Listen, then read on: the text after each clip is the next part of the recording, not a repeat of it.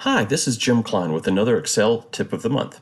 Now, this month I want to talk about a strike-through. A strike-through is basically a format that you can put on top of a cell that contains a text string or a number or a date or anything that's in the cell and make a line go through the middle of it. Typically, a strike-through is used when you're reviewing a document and you want to send a message back to the creator of that document that you don't want this, or the strike-through could also indicate that you want to replace it with something else. Let me show you how to do that.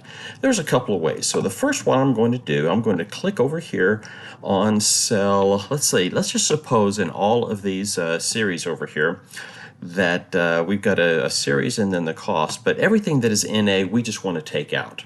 So what we can do is I'll click on cell A4 and I'll scroll over to cell B4 to select both of those cells, and I release my mouse.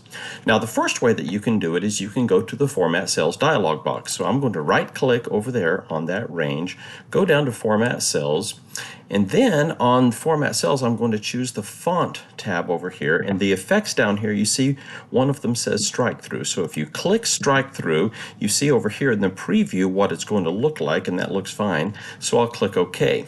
Now that's one way to do it. Another way to do it is to use a shortcut key, and here's the shortcut key.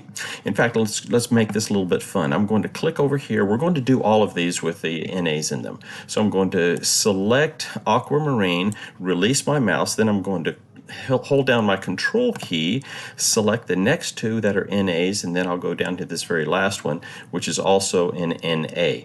And I release my mouse and I release the control key. And instead of doing Format Cells, I'm just going to type Control 5. And when I do Control 5, you see that all of those cells that were selected are now showing a strike-through.